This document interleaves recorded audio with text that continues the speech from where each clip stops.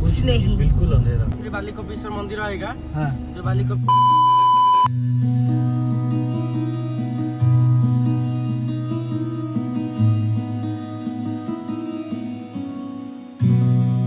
Everyone, good morning. My name is Ritu and welcome back to the channel The Happy वंडरर्स।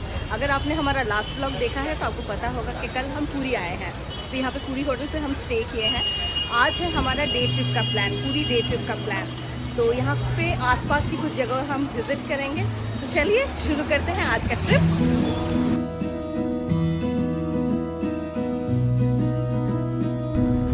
Hey, we have started our trip. अभी time हो रहा है 8:15। तो पहला destination हमारा है साक्षी गोपाल टेम्पल। तो अगर आप सब भी आ रहे हैं पूरी विजिट करने के लिए, तो यहाँ पे मार्केट प्लेस में बहुत सारी ऐसी एजेंसीज हैं जो आपको डे ट्रिप प्रोवाइड करती हैं, जिसमें आपको एसी व्हीकल मिलेगा या फिर नॉन एसी और एसी बसेस भी मिलेगा।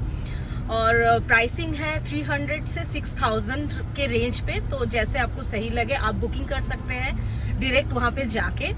और हम ऐसे बुकिंग नहीं कर रहे हैं कहीं पे, हमने कुछ जगह सिलेक्ट किया है जहाँ पे आज हम विजिट करेंगे। तो उनमें से फर्स्ट है साक्षी गोपाल। तो कहा जाता है कि अगर आप पूरी आए और साक्षी गोपाल टेम्पल विजिट नहीं किए तो आपका ट्रिप कंप्लीट नहीं होता है। तो चलिए आपको भी दिखाते हैं और हम भी देखते हैं। साक्षी गोपाल टेम्पल को लेके एक बहुत खूबसूरत कहानी है कि बहुत दिनों पहले एक अपर क्लास आदमी ने एक लोअर क्लास लड़के से वादा किया था अपनी बेटी का शादी वो उनसे कराएंगे, और वो भी भगवान श्री कृष्ण के सामने। बाद में ये आदमी जब अपनी बात से मुकर जाता है तो ये लड़का भगवान के सामने जाके मिन्नतें करता है अपनी तरफ से गवाही देने के लिए। इस लड़के की आस्था को देखते हुए भगवान श्री कृष्ण राजी होते हैं उसके तरफ से गवाही देने के लिए। तो अपने गांव की तरफ चलते हुए इस लड़के के मन में जब कृष्ण के ऊपर जरा सा भी डाउट होता है तो भगवान वहीं पे रुक जाते हैं और पत्थर की मूर्त बन जाते हैं, जिस मूर्ति का पूजा होता है इसी मंदिर पे, जिसको हम साक्षी गोपाल टेम्पल के नाम से जानते हैं।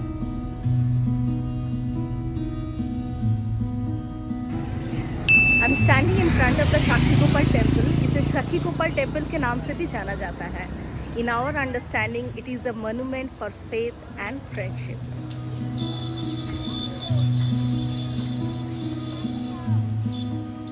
मंदिर के अंदर कैमरा ले जाना अलाउड नहीं है, इसलिए कैमरा हम यहीं पे छोड़ के जा रहे हैं।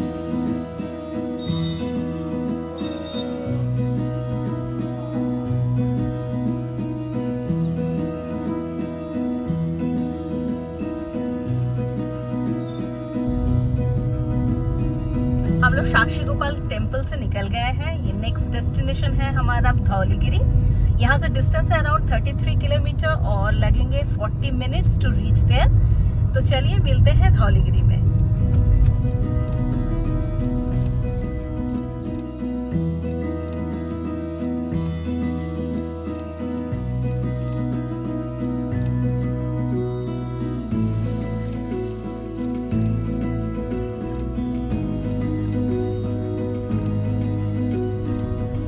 यहाँ पे धौलीगिरी एंट्रेंस में हमें 30 रुपीज पार्किंग फी देना पड़ा।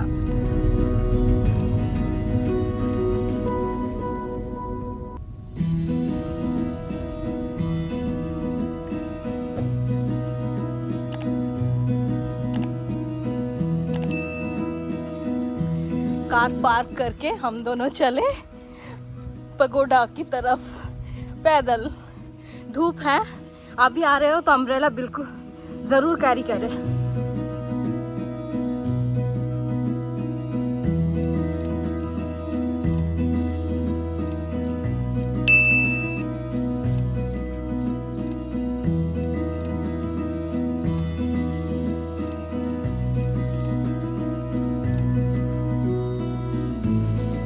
Now we are standing in front of Dhauligiri. This is the World Peace Pagoda. इसके कुछ दूरी पे दया रिवर बहती है। According to history Daya river के पेट पे कलिंग युद्ध हुआ था और उस युद्ध के बाद उस रिवर का पानी लाल हो गया था। सम्राट अशोक ने उस युद्ध के बाद ही lay down his weapon and decided to follow ahimsa through Buddhism.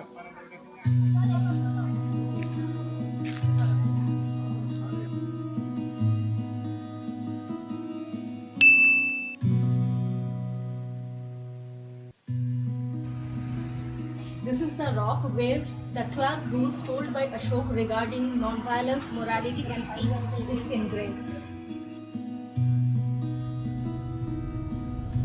दोस्तों हम लोग धौलीगिरी से निकल गए हैं, अभी जा रहे हैं हम लोग उदयगिरी एंड खंडगिरी।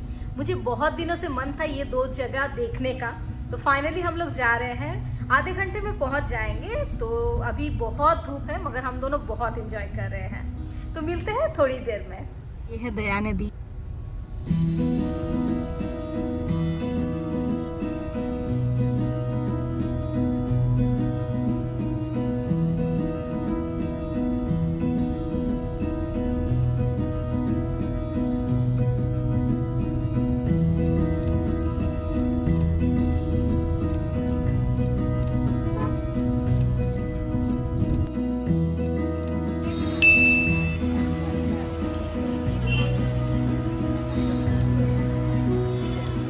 हम लोग उदयगिरी पहुंच चुके हैं। यहाँ पे एंट्री के लिए गेट के सामने ही Archaeological Survey of India QR code लगा है। आप स्कैन करके भी पे कर सकते हो, 20 रुपीज़ ईच है, या फिर आप आधे किलोमीटर आगे जाके भी ऑफलाइन टिकट भी ले सकते हैं। यहाँ पे चेकिंग होगा फिर आप एंट्री कर सकते हैं। कुमारी हिल्स के ऊपर ये उदयगिरी एंड खंडगिरी आमने सामने दो केव सिस्टम है। उदयगिरी में टोटल 18 केव्स हैं, खंडगिरी में 15 है मगर ऑलमोस्ट रूइंड हो गया है। और हर एक केव का यहाँ पे अलग अलग नाम है। अभी फ़िलहाल मैं जिस केव के सामने खड़ी हूँ इसका नाम है अलकापुरी केव और ये है हाथी गुफा। और यहाँ पे गुफाओं को नाम बोला जाता है गुम्फा। तो इन सारी 18 केव्स में सबसे फेमस जो है वो है रानी गुम्फा, वो है डबल स्टोरी और वो हम पीछे देखेंगे। यहाँ पे हाथियों का पिक्चर भी इनग्रेव्ड भी है।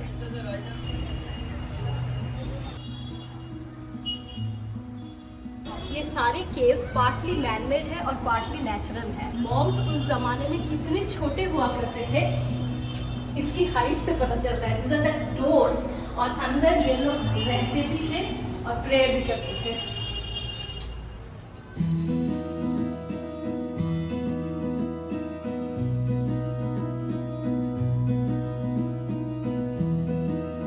रानी गुफा के सामने खड़ी हूँ। ये उदयगिरी का सबसे फेमस केव सिस्टम है, एक डबल स्टोरी केव सिस्टम। इन गुफाओं के वॉल्स में कलिंग युद्ध का बहुत सारा हिस्ट्री एनग्रेव्ड है।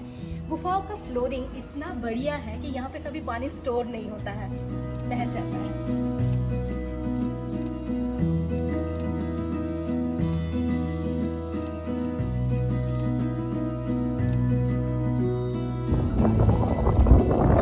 अभी हम लोग हैं उदयगिरी के ऊपर और यहाँ से दिखाई दे रहा है खंडगिरी।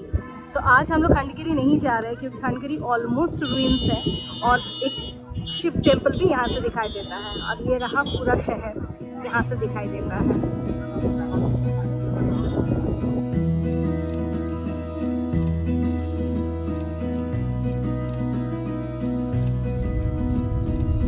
तो अभी हम लोग उदयगिरी से निकल गए हैं। आगे लंच करने का प्लान है, देखते हैं कहाँ लंच मिलता है, मगर बहुत लाइट लंच कुछ करेंगे क्योंकि बहुत बहुत ज़्यादा गर्मी है। और चेहरा नहीं दिखा रहे क्योंकि चेहरा दिखाने लायक रहा नहीं। तो चलिए लंच करके मिलते हैं। हमारा लंच हो गया है और निकल पड़े हैं हमारा नेक्स्ट डेस्टिनेशन के लिए। प्रोबेबली ये हमारा आज के ट्रिप का लास्ट डेस्टिनेशन रहेगा। वो है कोणार्क सन टेम्पल। यहाँ से डिस्टेंस है 60 किलोमीटर और जाने में 1.5 घंटे समय लगेगा। तो चलिए कोणार्क पहुँच के मिलते हैं।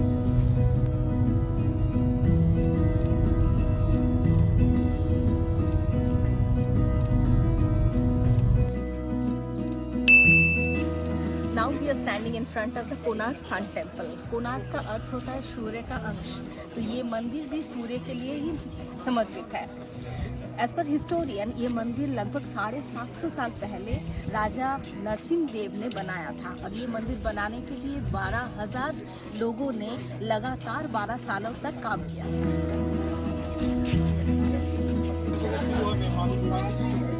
इस मंदिर के एंट्रेंस गेट में 2 अद्भुत मूर्तियां हैं, जहाँ पे हम देखते हैं एक इंसान के ऊपर है एक हाथी और सबसे ऊपर है एक शेर।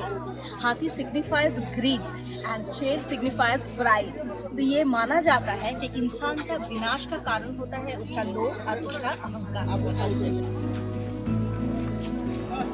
ये नाट मंदिर है तो यहाँ पे devotees with dance they used to welcome Surya from this side. This is east.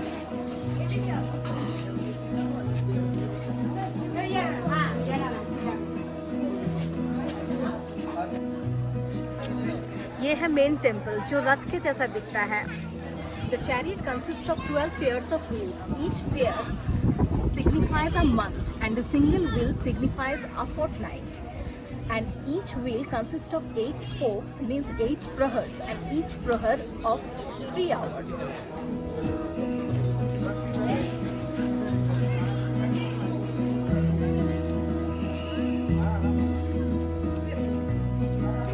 Konark Temple is a beautiful example of fine arts carved on stones.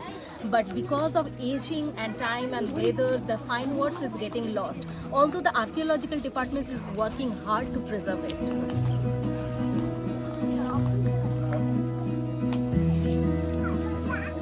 Konark temple के सबसे ऊपर था एक बहुत ही बड़ा natural magnet, and because of that the idol of this temple used to float. It never touched the ground.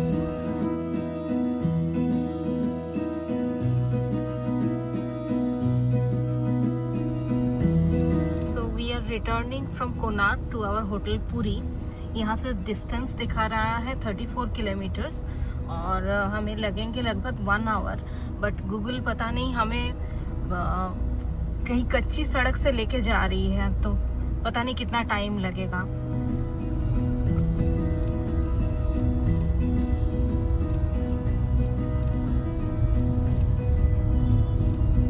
Google के साथ यही प्रॉब्लम है कि आप नए जगह पे हो तो रोड के बारे में आपको आइडिया नहीं रहता है और गूगल आपको कहीं से भी लेके जा सकती है. ये तो कोई गांव के अंदर से जा रही है रोड, और इससे हम लोग आए भी नहीं थे. इसलिए हमने एक लोकल किसी भैया से पूछ लिया कि इस रोड से हम जाएंगे तो अल्टीमेटली पूरी पहुंचेंगे कि नहीं. तो उन्होंने कहा गाड़ी जाएगी कि नहीं. तो उन्होंने कहा कि नहीं, ये रोड है, ये पूरी जाती है. तो अभी थोड़ा सा सुकून मिल रहा है मुझे. पर फिर भी देखते हैं. उनको अपने गांव के बारे में पता होगा. आगे जाके अगर सड़क नहीं हुए, अगर नया बन रहा है, ऐसा कुछ हो गया तो नहीं. अब गूगल मुझे डरा रही है, तुम मत डराओ. इन रास्तों के बारे में कुछ कहना चाहते हो? जितना कम बोला जाए उतना ही अच्छा. एक भी लाइट पोस्ट नहीं, कुछ नहीं. बिल्कुल अंधेरा. और आज तो चांद भी नहीं है. हाँ, आसमान में एक खीन सा चांद मुझे दिख रहा है, छोटू सा. एक कार निकली अभी इधर से, तो मतलब गाड़ी जाती है. हाँ. अच्छा, एक चीज बताओ, हमारे साथ जितने लोग वहाँ पे कोणार्क टेम्पल में थे, कोई भी ऐसा नहीं था कि जो पूरी जा रही है. जा तो बहुत से लोग रहे हैं, पर हाँ, जा रहे हैं. उनको रास्ता अलग से पता होगा कि लोकल्स होंगे शायद. हाँ. या फिर लोकल्स मतलब ड्राइवर्स के साथ आए हैं इसलिए. और हम रोड कैसा है. This is also fun. This is also part of day, right. आप कितना भी एसी बस ले लो, कैब, साइट सीइंग बुक कर लो, जो जगह देखने के लिए है वो तो आप देख ही लोगे. पर ये जो अलग सा एक एडवेंचर है, हाँ, एक थ्रिल है, कि थोड़ा डर है, थोड़ा फन है, ये नहीं मिलेगा. तो ये रास्ता पूरी जावे नहीं आएगा. पीछे और सीधा जाना, फिर राइट टर्न जाना, फिर लेफ्ट टर्न जाना, फिर बाली कपीश्वर मंदिर आएगा. हाँ. जो बाली कपीश्वर टेम्पल आएगा, उसका बाद है तो गेट आएगा. ठीक, थैंक यू. और कहाँ से है? ये दो भले मानस ने हमें कुछ सही रास्ता दिखाया. 12 किलोमीटर गांव के रास्ते से आने के बाद फाइनली हमें स्टेट हाईवे मिल गया है. अभी यहाँ से और 40 मिनट्स में हम लोग होटल पहुँच जाएंगे. तो चलिए होटल पे जाके मिलते हैं. फिलहाल ये रास्ता मुझे अच्छा लग रहा है. सच में खूबसूरत रास्ता है ये.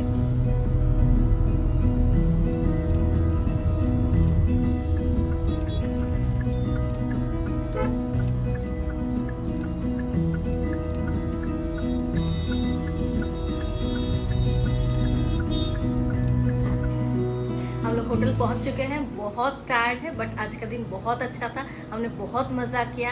आई होप आपको भी ये वीडियो अच्छा लगा हो। अगर अच्छा लगे तो give us a thumbs up, leave a comment, it will mean a lot to us. और अगर चैनल पे नए हो तो please subscribe to the channel The Happy Wanderers. Bye bye, good night.